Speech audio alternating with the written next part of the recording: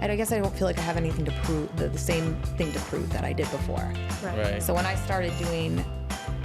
shifted my life, like I said, I was 25. So I felt like I had a lot to prove to everybody. I'm behind the power curve of all my friends who have their degrees, right? And I'm now starting over with no income, and I really hustled to make it successful because I wanted to prove to myself that I could make this successful. And then I was blown away that I did. You're like, I was like, wow, way to go. Like, I mean, I didn't think you'd fail, Courtney, but way to go with what you did, you know? Yeah.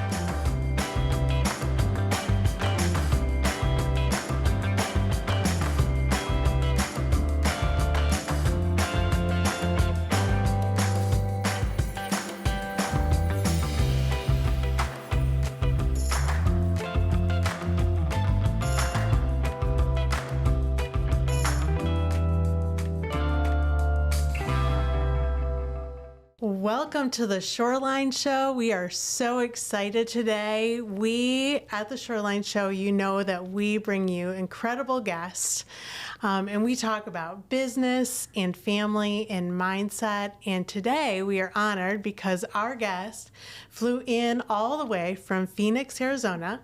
Her name is Courtney Hernandez, and her business is called Desert Phox. Yep.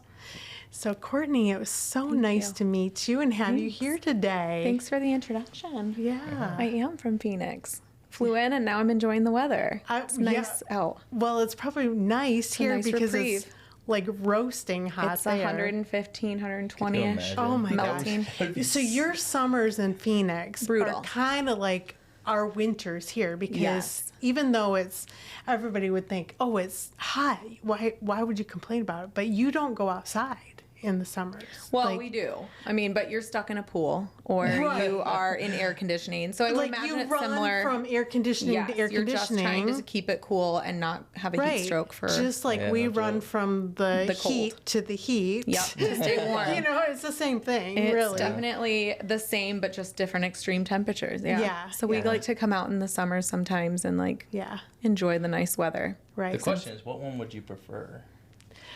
I almost feel like I would prefer the heat.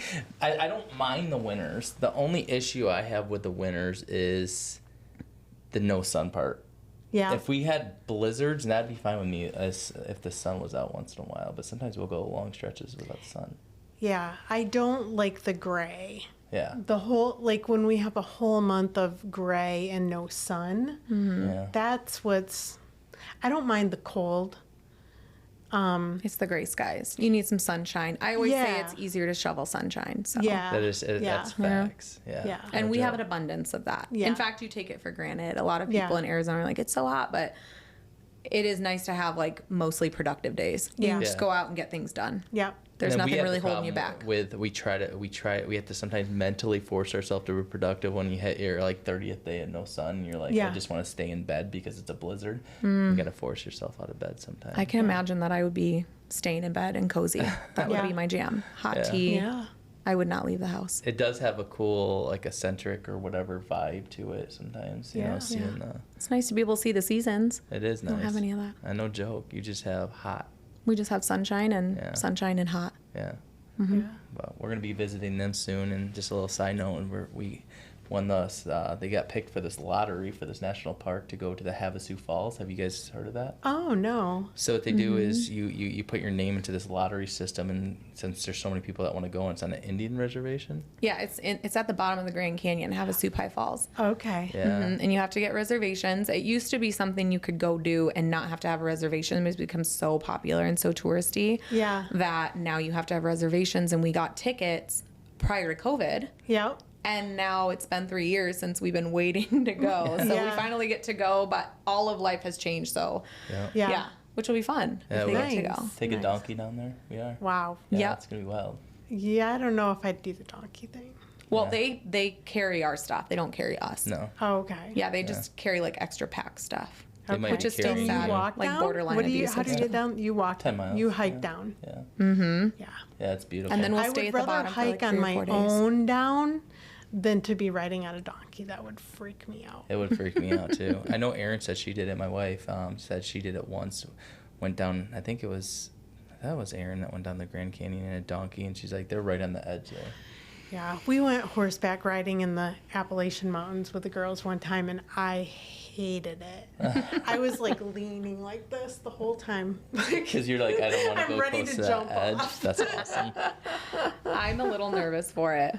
I'm afraid that I'm going to be the weak link of the group, you know, where I'm going to be throwing you over the donkey. Hopefully no one has to helicopter me out. That's the goal. As long as I'm in shape enough and I can not be helicoptered out. Yeah. Otherwise, it should be a once in a lifetime opportunity. Like, it's going to be pretty beautiful. I'm excited for that. I think there'll be moments where we connect to nature, and you know, I think you're gonna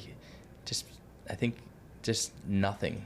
It'll be different. It'll be humbling. It will be for sure. Mm-hmm. That's cool. I'm excited for it. Cool. Well, anyway, tell us a little bit about you. Tell us about your childhood. How did you grow up, Courtney? They want to get to know Courtney. Who's Courtney?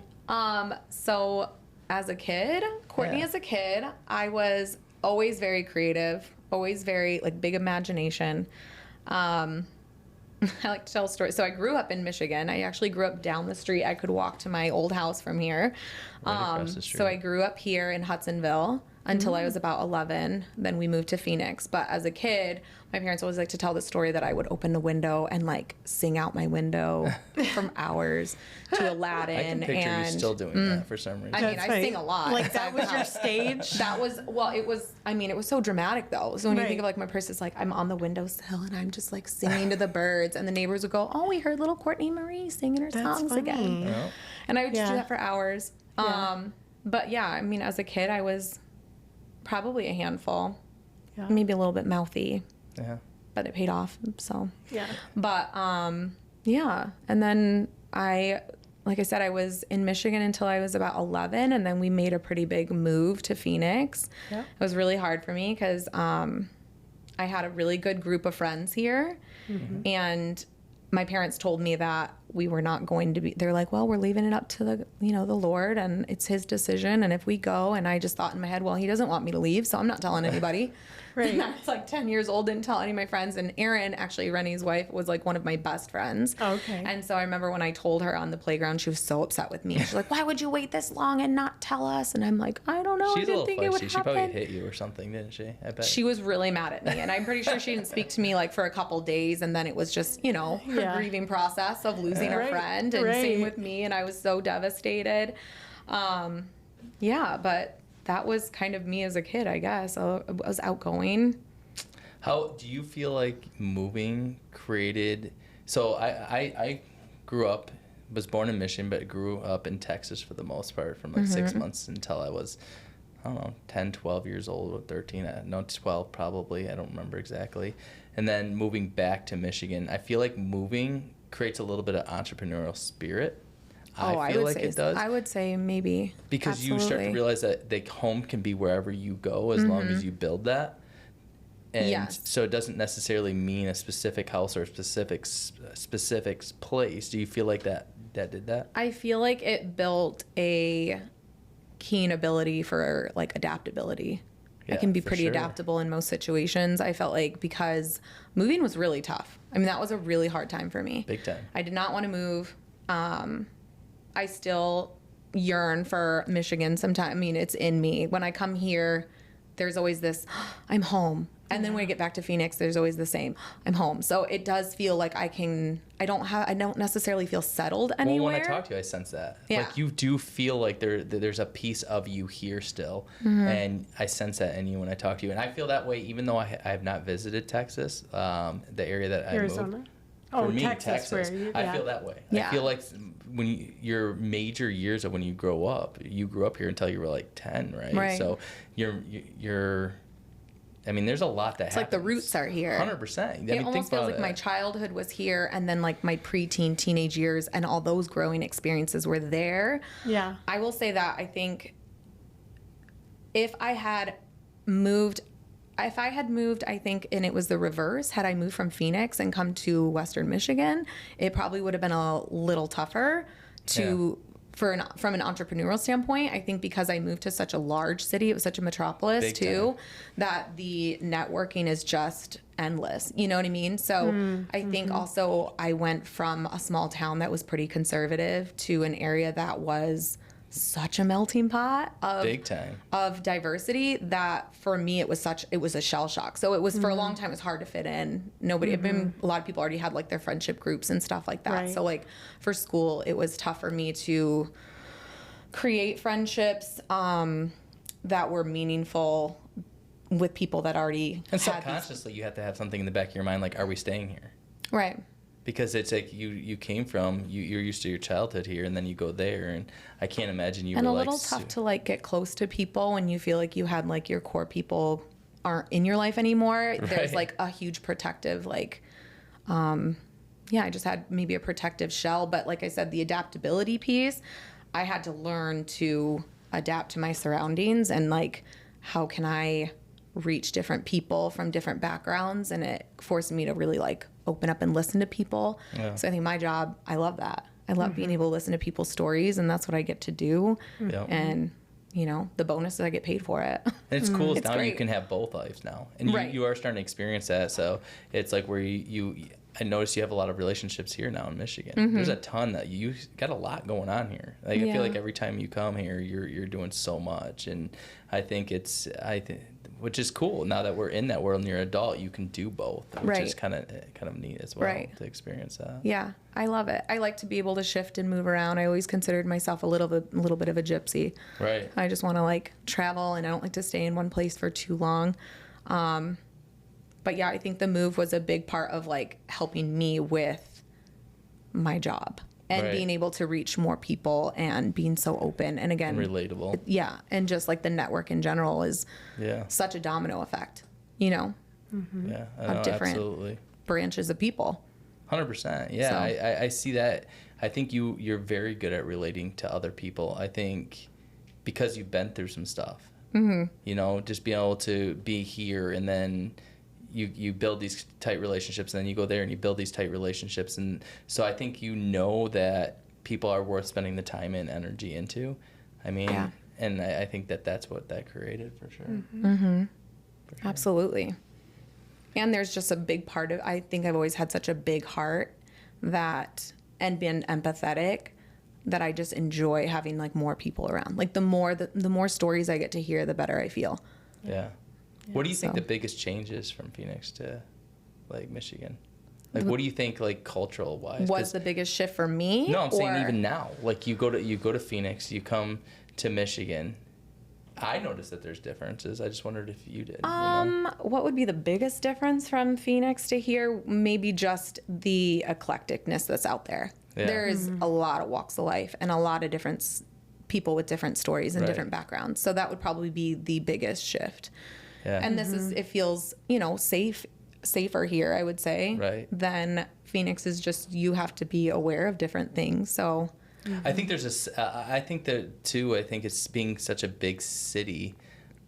Do you feel like Michigan? It seems like more people. The communities are tighter over here absolutely. than Absolutely. over Phoenix because Yeah. it's like so broad. What's cool It's is like we have so much more people, but people aren't as closely connected. right. Yeah, this is a different. You guys really like rally behind each other, and there's a sweetness about it. That's Yeah. why I like Right. to come back. That's why I like my kids to be able to experience it too, because I want them to know there's so many different types of communities or situations you can find yourself in. Oh, it's gonna like you want to change go them live in a forever. big city, this is what it looks like. Yeah. You want to find like a tight knit, you know, community, you can find that too. And there, like I said, there's a sweetness that we don't get the same, at least that I haven't experienced. It doesn't mean that there aren't people in Phoenix who don't have close community. I just find it to be, more spread out. I think you learn a lot living in those big cities. I tell Erin that and talking to my wife about my kids, and I don't think she gets it. Maybe she does, but I'll say to her sometimes that I would love my kids to move to like New York City for like 2 years. Experience it.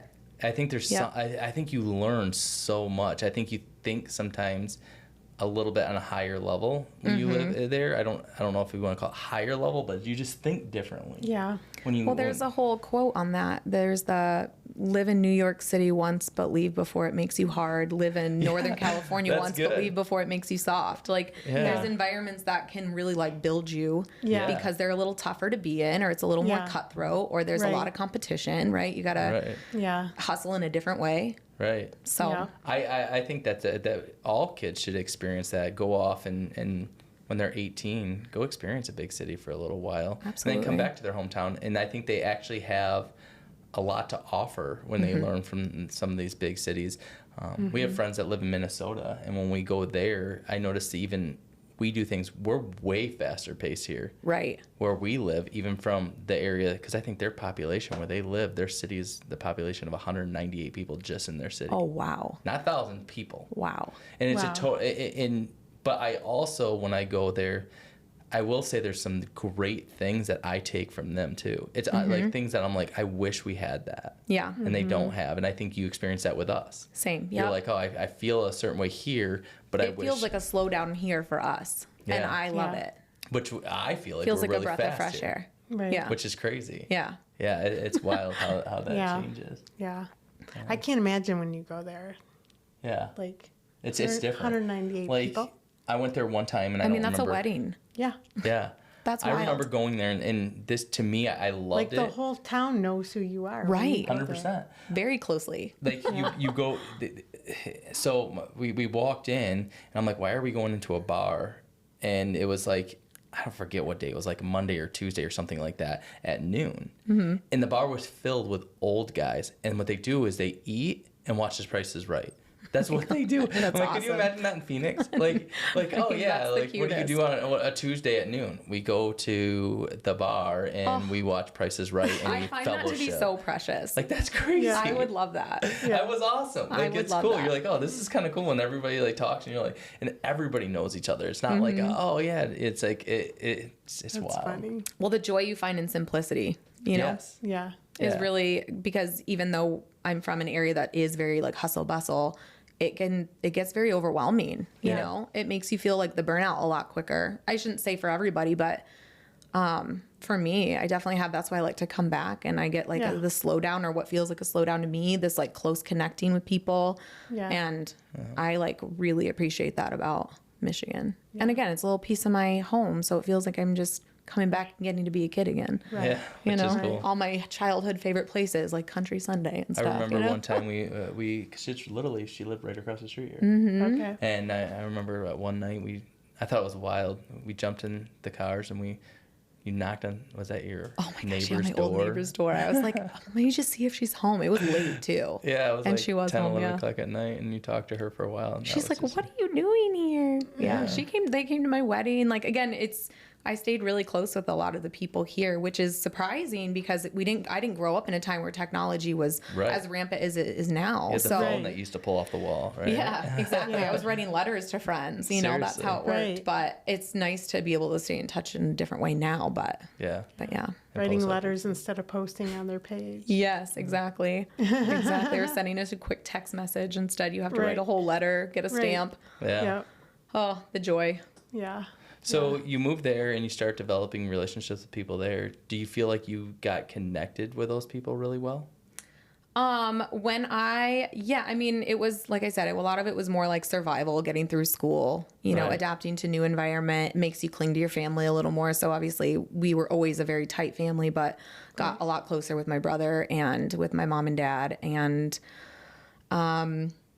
yeah, when I would say like my connections really started more in my 20s. I remember when it came to my job, or my career that I'm in now, I always knew that I wanted to do something that would allow me to be able to be a mom. So when people said, what do you want to do when you grow up?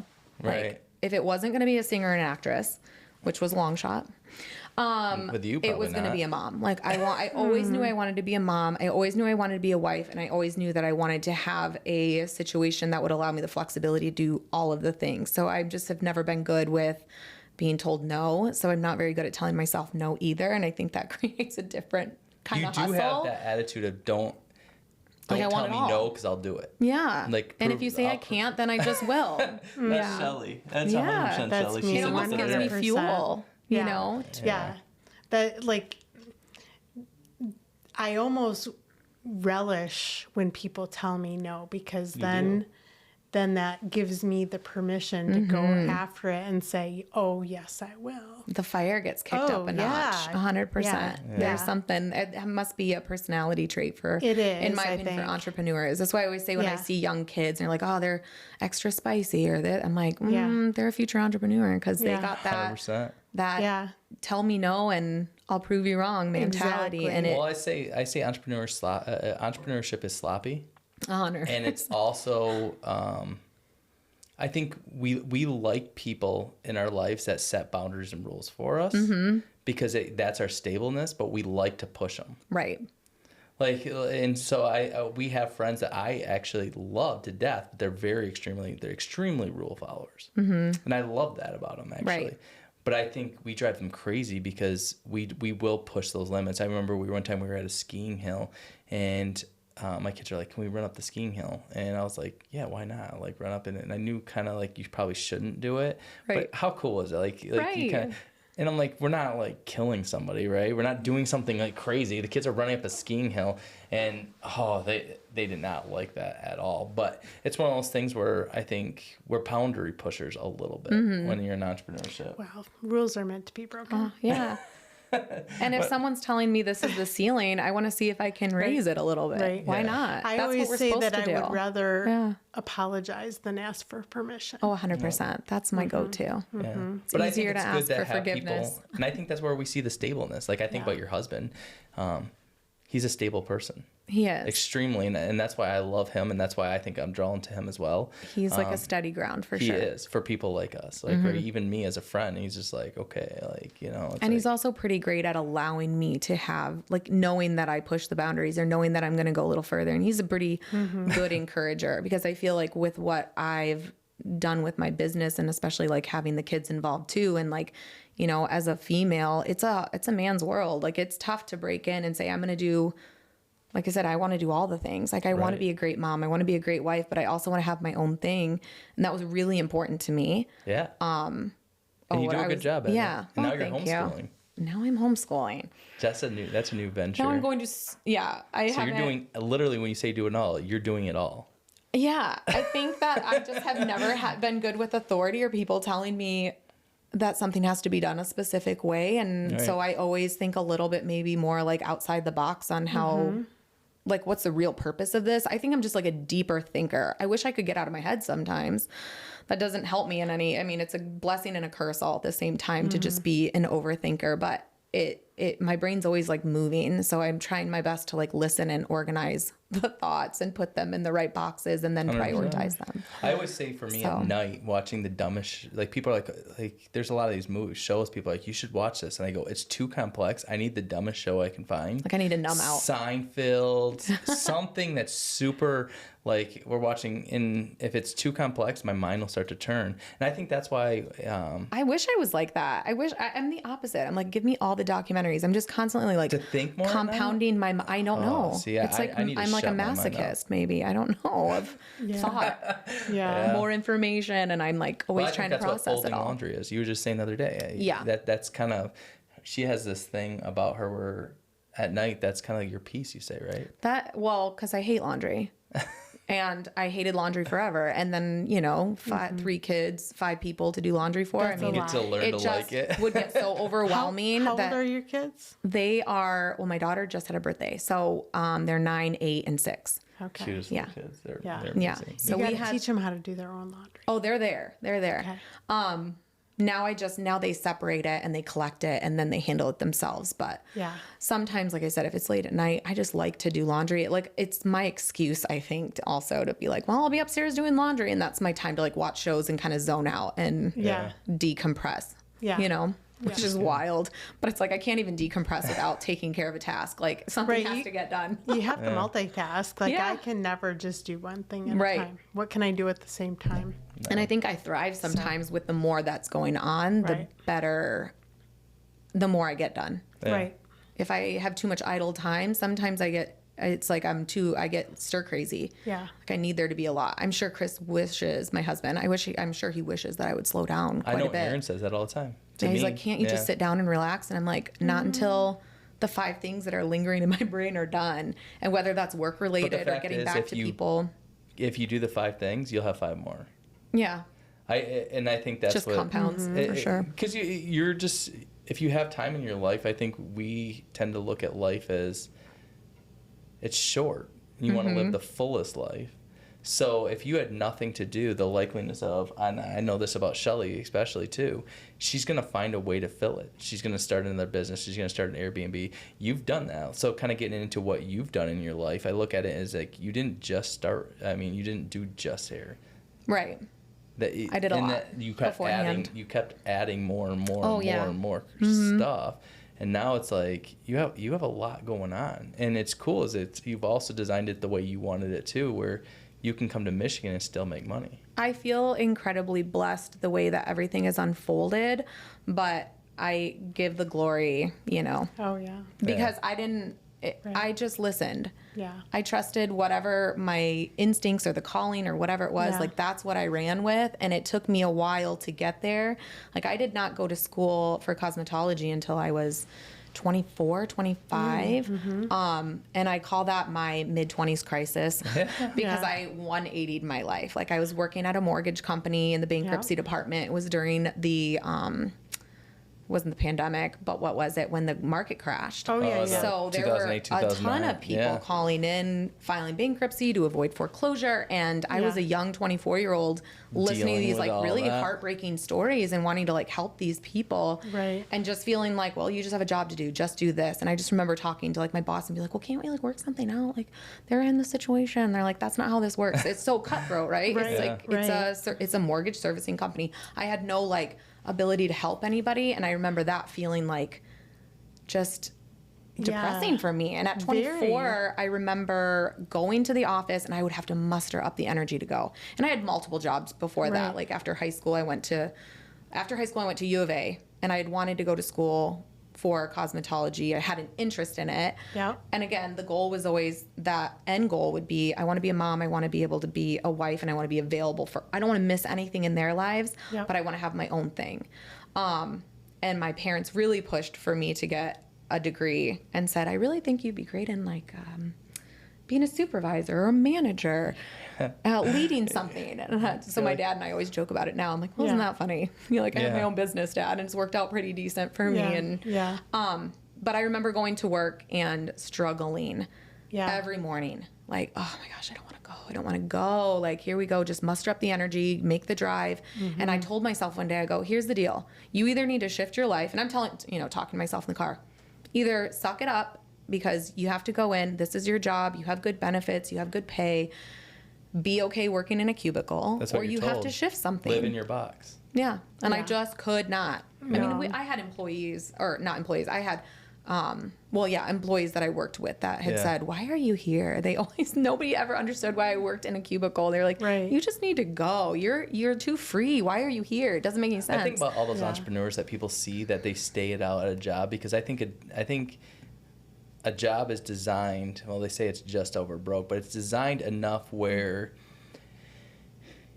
they pay you enough to where you can't have enough money to go actually do a lot and have this entrepreneur spirit where you make a lot of money, but they don't want to pay you too little where you leave. Right. And they're keeping you in this limbo stage, especially for an entrepreneur, where they know it's like, oh, it's just enough where maybe I can go on one vacation a year and I can do, but then...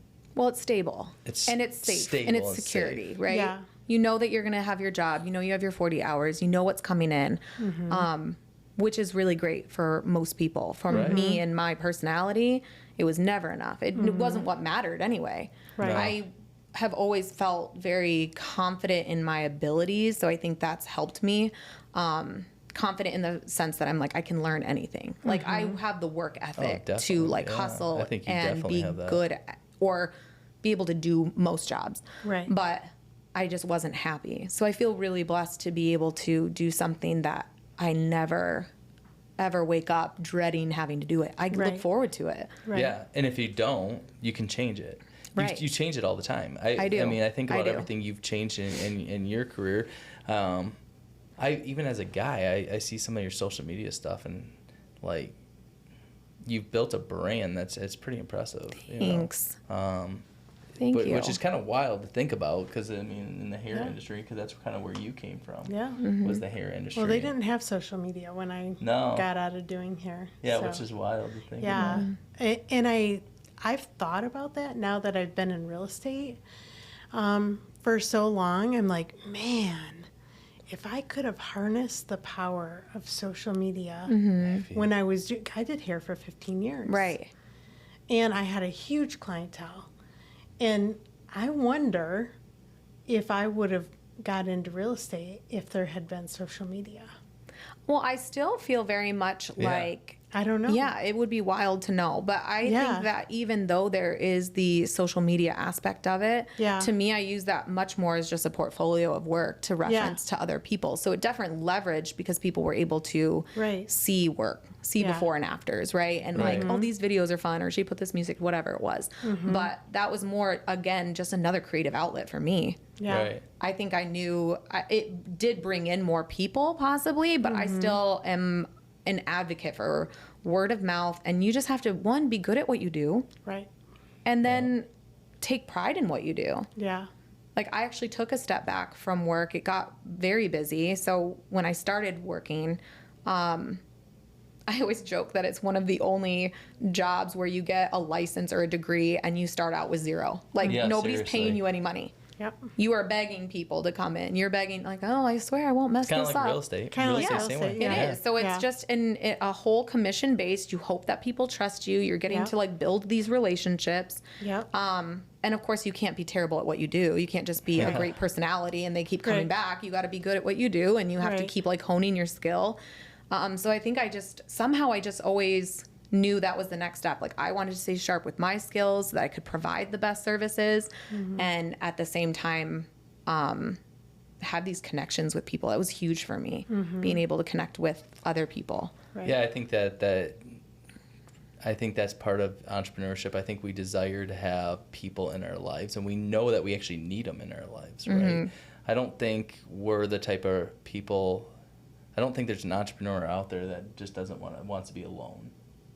No, I think entrepreneurs like to have a team of people around them. I think they do too. The more people that are around them in the community that they're around is really important. And I think we're actually striving to build strong community constantly. I think that's what we want. That's what we desire. And the ones that win in entrepreneurship is the ones that figure out how to develop and build their communities tight. Absolutely. I think that's the kicker. Yeah. So what's your next goals?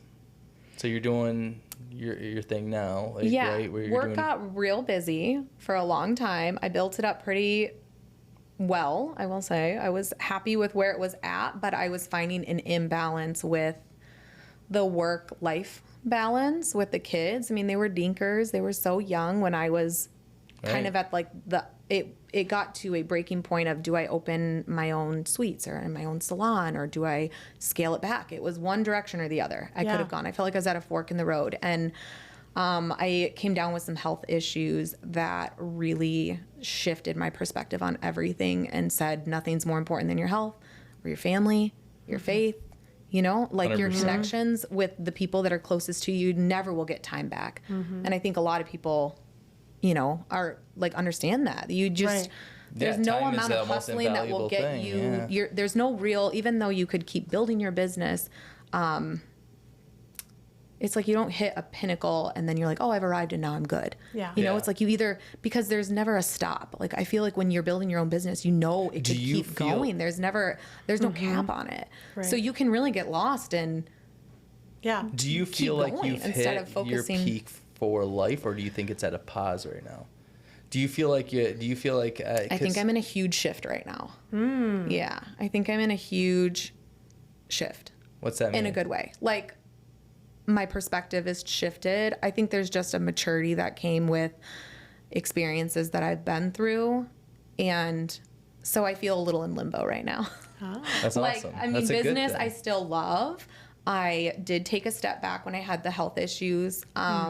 And just like I said, I shifted perspective. I had a moment where I was begging and pleading and praying and saying, I hear you loud and clear. Like, I will shift and I will make the adjustments because they need to happen, because I was running myself ragged. I mean, when you're a one person show, I mean, I had assistants and I had people that were like subletting and whatnot, but that all comes with extra work. Yeah. Big time. So I just think that, that my mind was so focused on the work aspect. Yeah. And do you think a little bit? So I know your kids' ages. If you want, do you want to tell people your kids' ages? Yeah, or no, I did. Just said, Oh, okay. So you think about your kids' ages, and do you think it's a possibility? Because I think I'm in that. I know that there's a lot more in me, a ton. Yeah. I don't know if I'm there quite yet, where I know I can take things. And I'm not willing to sacrifice what I know it takes right now. Right. But maybe for me, it's a little bit sooner than you, because your kids are younger than mine. But I think my youngest is going to be 18 in 6 years. Yeah, that's wild. Right? So, I mean, I'm thinking that. I'm like, okay, if there's 6 years left with her, and it's a lot less than my older ones. So if I had 6 years at the most of my youngest, that means 6 really. So you're talking about this, me and my wife, we do these vacations, and I'm like, if you're going to do a vacation now, it's worth spending all the money. Money is not an object right now. Right. For the next 5 years, 6 years, I might as well, who cares what it costs for the vacations? Do what I want to do with my kids for the next 6 years. That's exactly kind Because of you're where done. I'm at. So I think there's much more that's going to come out of you. Oh, yeah. It's just a pause maybe for 10 years. I think that You're young. the shifting into the transition from spending so much time with work, and not that I missed them when they were little. It was all a blur anyway, because they were just born back to back. So it was all a blur whether I would have been at home or whether I would have been out working. Right. I think that the out working was a little bit easier for me, even though I loved being around the kids. It was my reprieve. So that was my like break. Yeah. And it got so busy because it was the only thing that when they were little, I felt like I could do and didn't feel as guilty about it because I was bringing money in. I was providing still, right? Like I'm like, I'm contributing to the family still. Right. But the shift that's taken place has been that it's not as important for me to bring in like the monetary, like I guess I don't feel like I have anything to prove, the same thing to prove that I did before. Right. So when I shifted my life, like I said, I was 25. So I felt like I had a lot to prove to everybody. I'm behind the power curve of all my friends who have their degrees, right? And I'm now starting over with no income. And I really hustled to make it successful because I wanted to prove to myself that I could make this successful. And then I was blown away that I did. You're like, I was like, wow, way to go. Like, I mean, I didn't think you'd fail, Courtney, but way to go with what you did, you know? Yeah. And then we talk about it all the time. So I have a lot of guilt that's wrapped around like the kids. Cause I'm like, oh, they're so little for just a hot minute, you know, and then you don't get as much time with them and they don't want as much time with you. And, I had a lot of guilt wrapped around that. And my husband was a big part of saying like, but you might not be able to have the same flexibility that you do now had you not like hustled, 100%. you know, hit the ground running when you did. I think we're always going to look back at things that we done and criticize how we could have done it better. 100%. Yeah. I mean, the fact is, you've done a lot of cool things with your kids. I mean, you spend a lot lot of them. I really enjoy them, even though they drive me crazy. I do really enjoy them.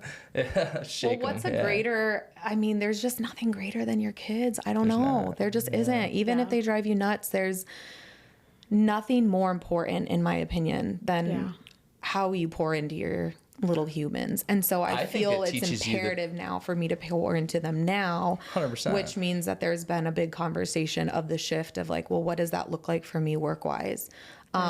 I do feel fortunate that during the pandemic, I was able to take my business and we have kind of like a little casita vibe that is like a separate little building. So it's like I'm working from home. So I have my work time. So that created a lot more work-life balance. Yeah. But now the homeschooling. So yeah, I'm not sure if I just take on more than I can chew most of the time. I think I will too. But I think that you had this aha moment, it sounds like, where you recognize what's most important, and that's cool that you can prioritize that now. And that's what you're doing. Doesn't mean you're going to stop doing things, but your priorities have shifted. It doesn't mean you're going to stop being an entrepreneur. It just means I'm going to spend a little more time with my kids. I'm going to do my priorities just kind of align in the right way. And sometimes that takes time to do that. I think you have to go through some things in life, and kind of going back to the whole like always thinking that you could have done it better. I think kids show you more than anybody. When you have, especially newborns, it's the hardest time. It could be the hardest time of your life. You're getting very little sleep. You're getting, things are not always perfect. Like you never feel like you're doing anything right. Your kids are crying, whatever it may be. Right.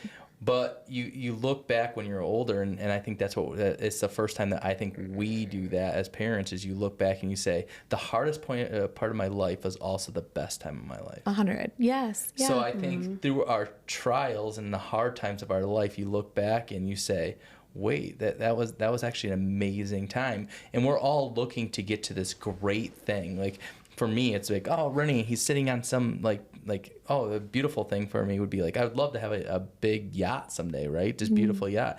But I don't think that end goal means happiness. Right. How many people do you know that have these things, but they're not happy? Because it's actually, the beautiful part is the hard part, and that's I'm going through it and building relationships and fighting and yelling at your kids or whatever it may be, and you're like, oh, that's hard. I suck. It's like even those hardest days you're realizing are growing you the most. 100%. It's not the easy stuff. It's not all that you can accumulate and you somehow feel better about yourself. It's how you're pouring into the people that you love the most, that you know, are in a wild way pouring way more into you. Like my kids, 100%. I'm learning so much more from them about myself. I'm like, you poor things. Like, but there must be something in the design that I was chosen to be. Well, I think that's one of the downfalls that we're doing with people right now, is we are eliminating them out of our life because of hard times. Right. We're doing it. I think I see parents doing that with kids. I see parents, even friends doing that, where you have a hard thing and just because they tell you something you don't like, or maybe kids that make you mad, or they do things, it's like we want to cancel them out of your life. But I think that's the beauty in it all. Yeah. Is letting that stuff just be. Like giving your friends permission and your family to offend you. Right. Like, and then asking yourself why it does. Yeah. Exactly. Exactly. That's a why home does run. This? Why is this? That's not about them. It's usually why are you interpreting it that way, or why are Right. That's good. Yeah. I'm in that transition right now. I'm growing up. Yeah, I'm growing up. So tell me a little bit about your future. What does that look like? Okay, loaded question. For real. I'm going to say that maybe for the next couple years, what I see is pouring more into the kids. Yeah. We're doing the homeschool bit, which is going to be a whole new adventure. Yeah. And I'm sure it's going to come with a lot of pivoting and adjusting. So I'm not sure what it will look like, but I'm very excited about what it could look like. My hopes would be that we just continue to build our relationships together. Strengthen ourselves as a family is huge for me right now. Right. That's good. I like that. It's a big reason why I'm doing it, because like I said, it is important to me. With work or my career, probably keep it balanced as it is right now. I feel like I found a really good balance with the kids. Having the kids at home and having my business at home is a whole nother beast. Yeah, that's huge. Because like I did hair for 15 years, but then when I got into real estate, I was home. Right. So it's the same thing, that work-life balance, and it's having tough. home office, having the kids there. I could be at all their events, do all the things. Right. And I'm sure you feel like that same thing. You can create your own schedule. That's exactly. And that's the bonus of being like owning your own situation. Right. Is that I am very flexible, and luckily, you know, with having clients, people, once they are hooked, they'll come see you whenever. So if I'm like, I'm only working evenings, or I'm working weekends, or I started slowly stopping where I'm like, I don't want to work weekends. I don't want to work evenings, because that is the time with the family. I want to have dinner with them. I want to be able to make dinner for them.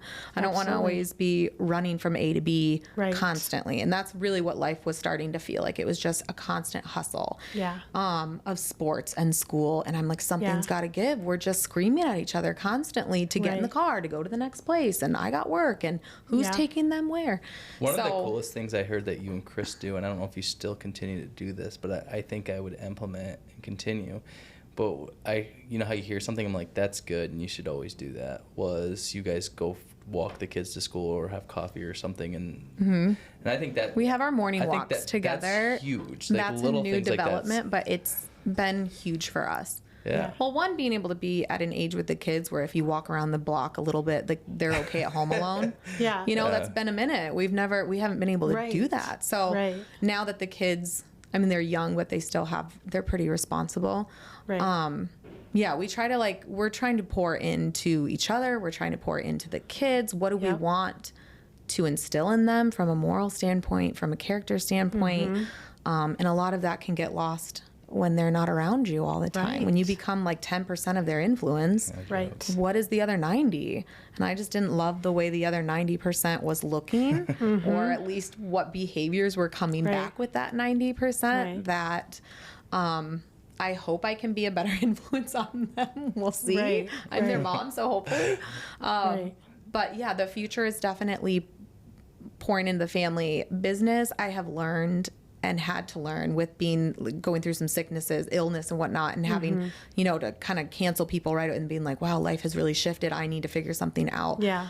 I remember the first time the only time that happened, I felt so guilty. Like I was letting all my clients down. Yeah. And I remember my husband being like, this is crazy. You're not like on vacation. Like you're ill, honey. Like get better. And anyone that has an issue with it probably aren't people that you're surrounding yourself with. Absolutely. And I was like, touche. That's smart information. But in learning that, I also learned that business is such a revolving door. Right. And so people are going to be coming and going and coming back, or maybe leaving for a period of time. Maybe somebody moves, but people are everywhere. And I think if you just have faith, it pours in, it works out. Right. So I've learned there's so much business out there. Yes, it's everywhere. And if somebody leaves because they're mad because you're sick and you can't do something, like next. Right. Well, it was a growing moment for me to realize like you can't just be a people pleaser. It can't just be yes all the time, because then you're always saying no to yourself, and it's important to like pour into yourself. And if I'm not pouring into me,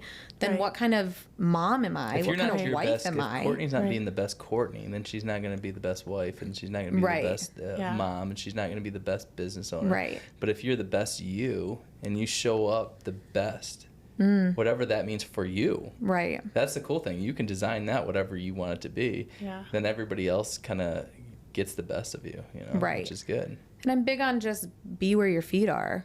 Wherever you are, be good. All in wherever that is. Absolutely. So when I'm working, I'm all in. Yeah. And I take it seriously. Yeah. So even though I'm at home and the kids maybe run through, the doors, like it's just part of their home, so they just run feral. Think they don't have as much respect for my business as I do. Right. They respect my husband when he's on the computer or on the phone, right? But it's just a different environment. I'm lucky that I have clients that also are really excited to be able to now meet all my family. They're just like, we've heard about them since birth. Cool They've seen you pregnant, and so now they just kind of get to like see life happen. Right. And even though I might feel mortified about it from time to time when they're not behaving, everyone is like, oh, we love this, Right. So I think I've learned, because it is that community aspect. Yes, like I was gonna say, I think I've learned so much more from my clients, from my people, right, that I feel so much more connected to them, and I know that they're like a safe place too. Like it has really become like really good friendships. Right. So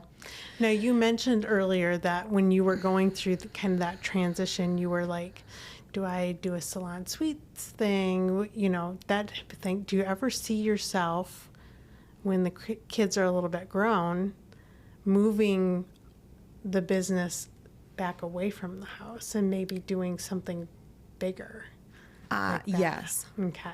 I'm not sure about the bigger, but I do miss the community of working with like coworkers that have similar to bounce ideas off of, or so I would definitely think at some point when the kids are a little more independent and they are out doing their own thing, that's when I'll be having my opportunity to go back and pour in a different way. Like I know it's always there, right? And I know that I understand it well. I would love to teach. I would love to pour. I do. I see that. I've had assistants before, and I loved it. Yeah. I mean, but my issue is that I just want everyone to be wildly successful. So it's hard when they aren't, or if they choose a different path, and but I love that part. One, it sharpens your skills. Yeah. Right. Being able to teach it almost sharpens what you already know, but you hearing it. kind of gives you like, I won't say a confidence boost, but it just gives you a little more fire. Yeah. I absolutely agree. You know? Yeah. Teaching and helping others is what gets you to where you want to go, because you actually start to recognize things in yourself. I mean, I would say the same thing for this podcast for me. Like, I'll talk about stuff sometimes and I'll be like, oh, I'm almost like reassuring stuff that, because I think most of us know what we need to do. Right. We know what we need to do, and I think that's where it all kind of full circle. Even talking about earlier, it's like when somebody tells you, a friend tells you something you don't like to hear. We know exactly what we're supposed to do. Right. We know exactly what we're, like. So, yeah, it's just figuring that out. Yeah. I think the salon suites idea is a brilliant thing. Right.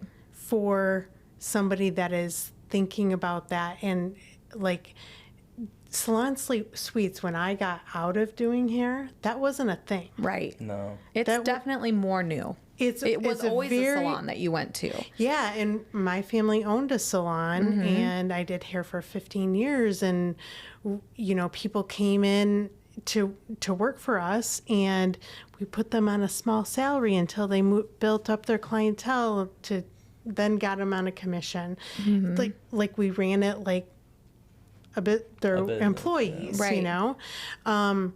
But this whole salon suite thing, I think, is an amazing concept that's coming into that industry. Yeah. That is a lot like the real estate industry, where you have 100%. the broker, Yep. and then you have the agents that work under the broker.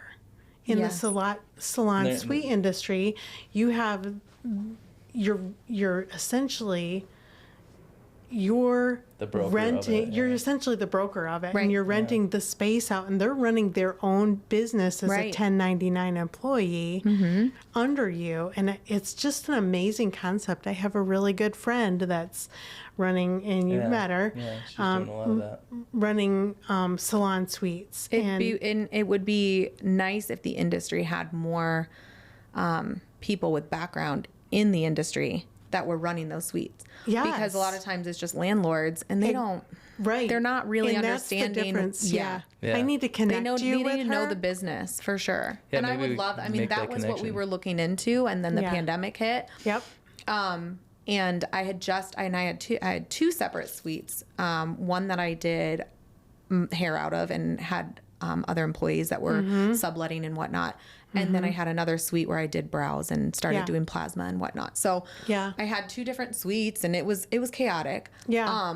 But yeah, once like I said, Yeah. it was going to either be scaling up and opening my own space. Yeah. Thank goodness I didn't. Is it Right. possible to Not at that time. What would have? Yeah, I Not at always that say, I'm time like, would have been everything that. happens by design. Yeah. And this is what has drawn me like so much closer to my faith, because I feel like I was, well, Yeah. you know, Yeah. I was like, I've always been spiritual, but I Right. said like, I always Yeah. said the Lord knew our connection was a little disconnected. He knows I'm coming. I'm just not Right. quite there yet. So I say like, I believe in a God who believes in Yeah. a girl like me, you know, like he'll Yeah. wait for me. He's my guy. Yeah. So That's cute. That's but cute. yeah, I Do you think think that it's everything possible happens to by design. scale up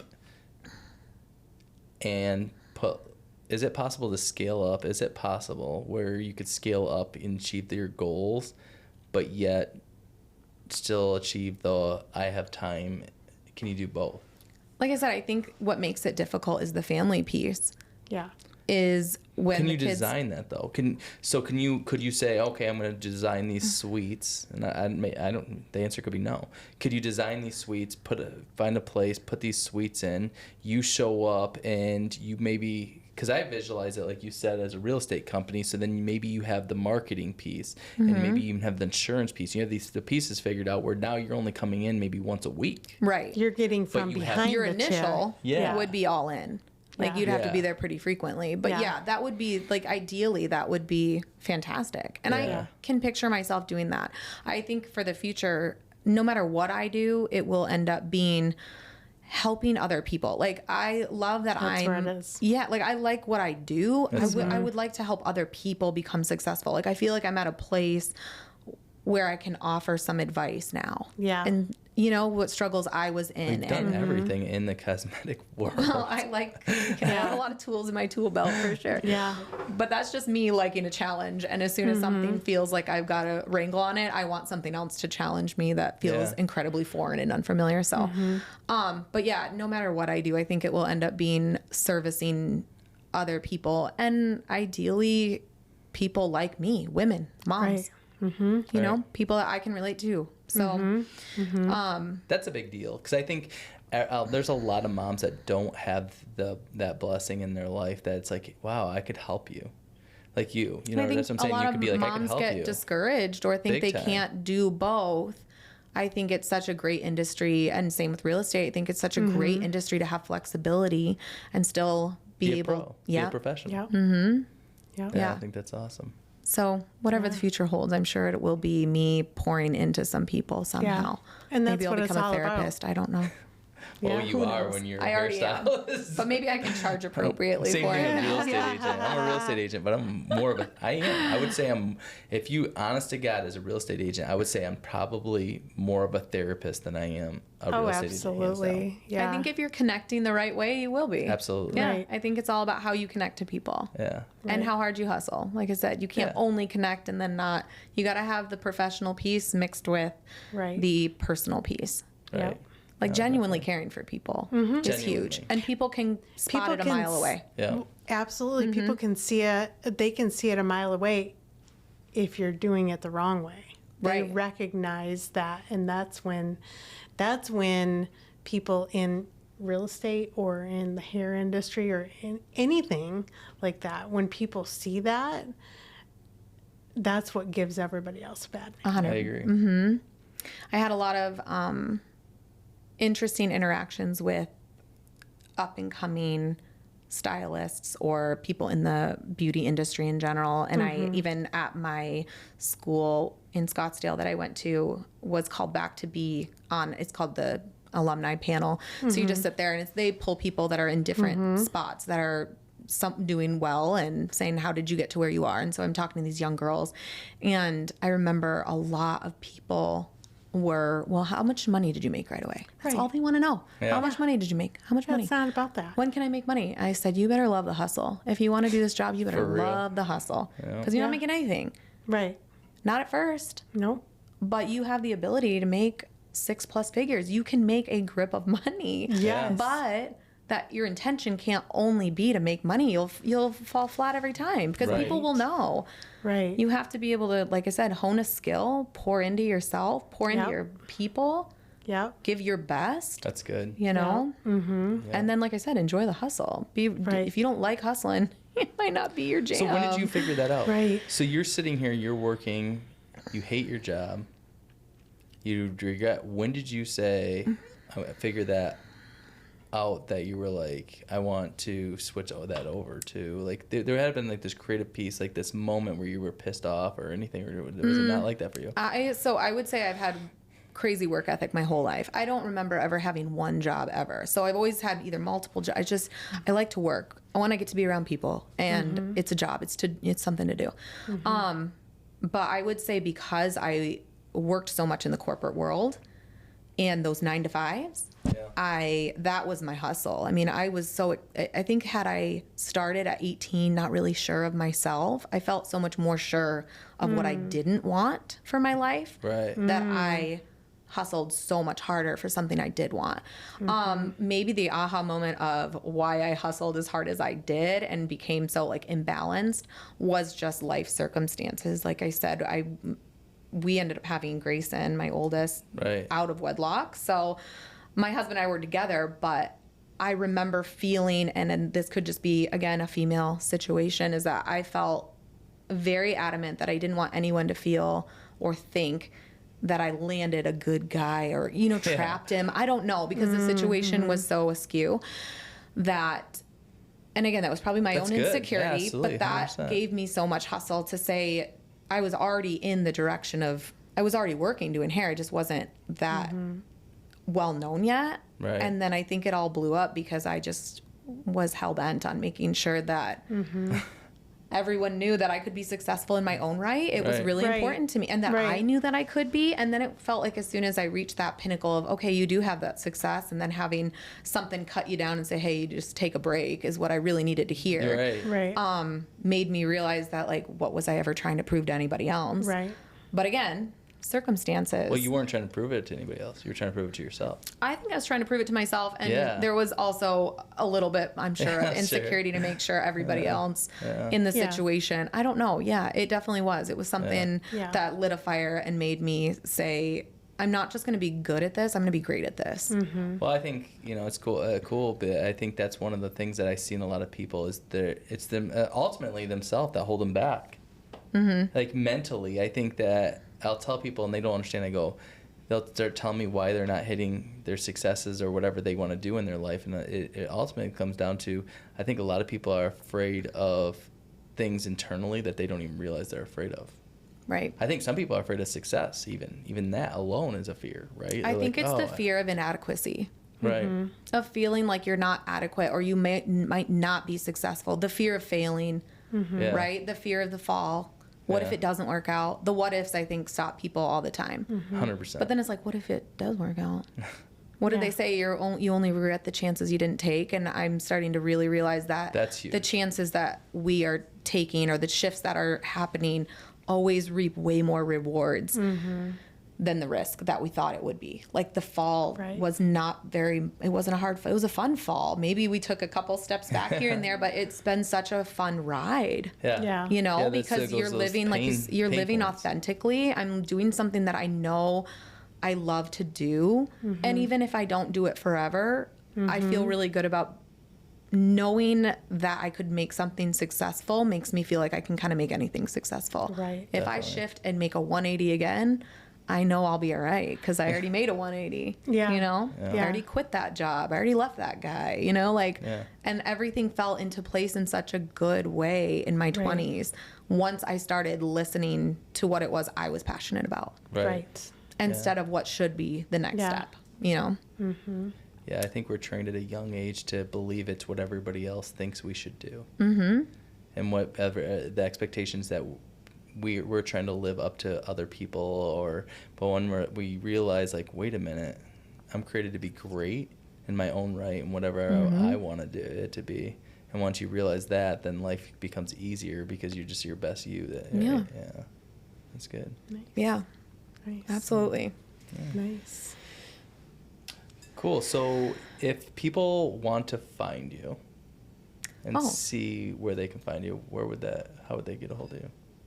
Any social media platforms. Instagram is desert.phox_hair. Phox. Phox, yes. Desert.phox. Fox like Phoenix.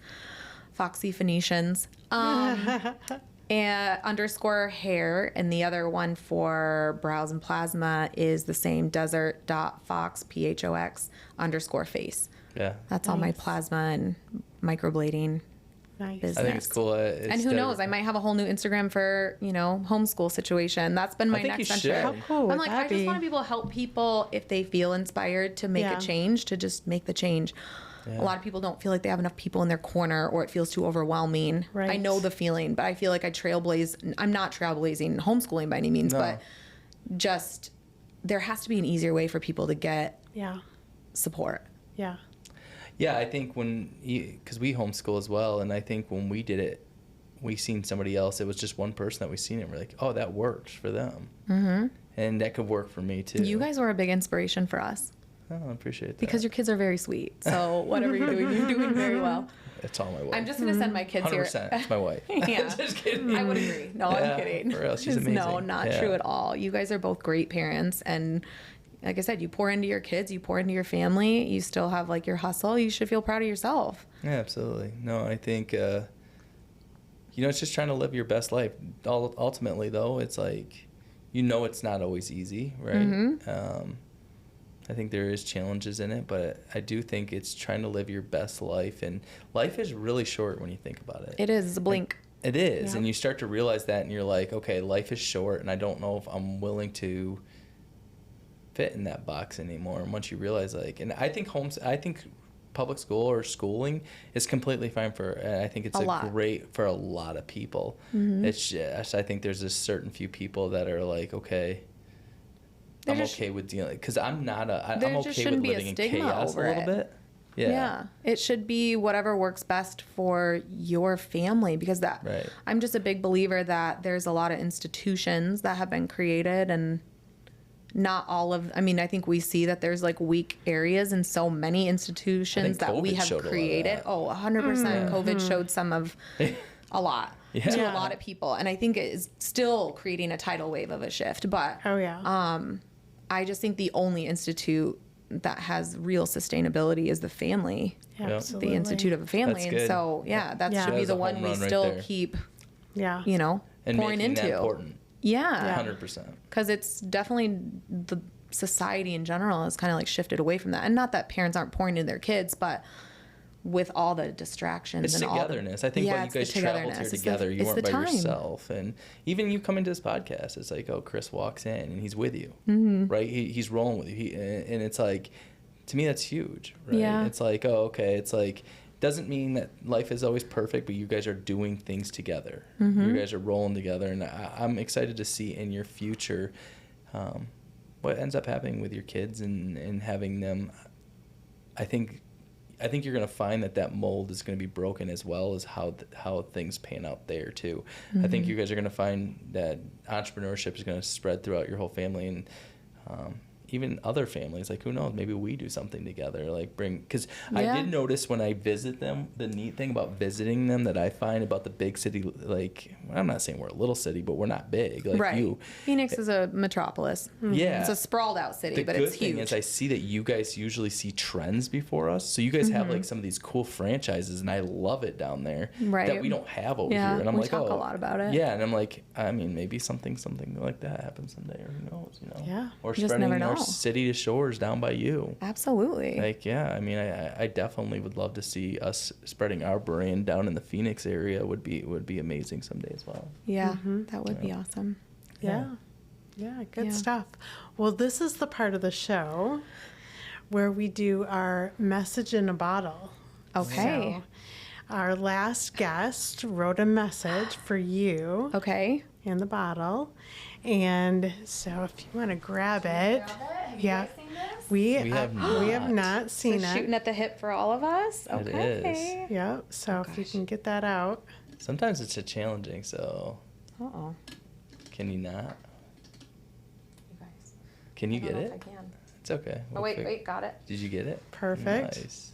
All right, let's see what this question is here. Okay. Every little thing you do in this universe creates a ripple that has the power to affect a life on the other side of the country, the world, or 50 years from now. Whether it is positive or negative is 100% up to you. What is your ripple? That's deep. That's good. I like it. Okay, well, this guy's gonna be my new friend. This is really great. What is your ripple? That's like more thought-provoking than it is like something I can answer. I think my ripple's still coming, but I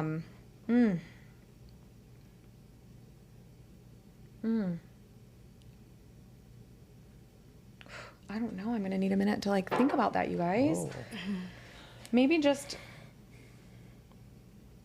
what is my ripple? It doesn't have to be in business. No, I don't think it is in business for me. I think it's just who I am is a person that pours into people wholeheartedly, which gets me burned quite a bit. But I think that the people that know me and appreciate me, and like, I really feel like the ripple is maybe just support that I offer other people and an understanding. And like I said, a lot of that is big on the female side. Yeah. I really have like, when I think of you, I think of you like as like empowering females to say that they can. I try to inspire people, and I find it when people come in. My favorite thing ever is when I have, obviously it's very female dominant, when I have women that come in and they're thinking of a new idea. They're like, I don't know, what could I do with my, I am so a cheerleader for people going and doing their own thing. Yeah. I'm like, what feels right? Go with your feelings, go with your gut. I just want Yeah. to push people, and my kids included, my husband included, to live a life that feels so incredibly passionate for you, whatever that is. Yeah. Follow your direction, you know? That's good. Don't go with the norm. If you feel like an outlander, be an outlander. Yeah. We need those. I agree. Right. We 'em. need this. We need all the spices. We need all the spices. I Yeah, like that. so we need them all to cook, you know? Encouragement is your ripple. Encouragement, support, cheerleading. And I try to pride myself on being somebody that is a listening ear, even though I talk quite a bit. But I try to make sure that, I love hard. That's probably the ripple that I will leave, is that, like with my kids, I love them hard. And I love, I'm not always the nicest, but I think that would be the one ripple. The ripple would be, hopefully, to encourage other people. Encouragement and, like, love. I think one of the things your kids And will recognize acceptance. too is, I think people that love hard, ultimately it comes off sometimes like Domineering. Me and Aaron always say that. I go, there's nobody that can make each of us madder than each other. And I think it's because we love each other the most and we expect the most out of each other. And Yes. so you'll actually fight sometimes. Like me and Aaron, we'll go at it at times. And Oh, yeah. I think that's because we love each other so much. And we the expect each other. expectations high. Yeah. Of how I expect know you to can do be more. treated, but Yeah. also, like, I have a lot of faith in people. Yeah. I have a lot of faith in people. Yeah. That's awesome. Everyone. I think everyone can rise to any occasion. And I just, I hope the whole world, like, figures themselves out and pulls them up by their bootstraps and says, I'm going to make this change. I'm going to do this because it feels right, because it feels like what I'm called to do. I hope people find everyone finds their calling. Because like I said, I feel really fortunate. I could have gone a different direction and been stuck in a job I'm not really excited about, or, been with someone that maybe didn't feel 100% right. Instead, I feel like I've been blessed tenfold by listening. Yep. Yeah. Yeah. Nice. No, that's good. Very nice. Well, now it's your turn. Yeah. Oh, I get to write. Yep.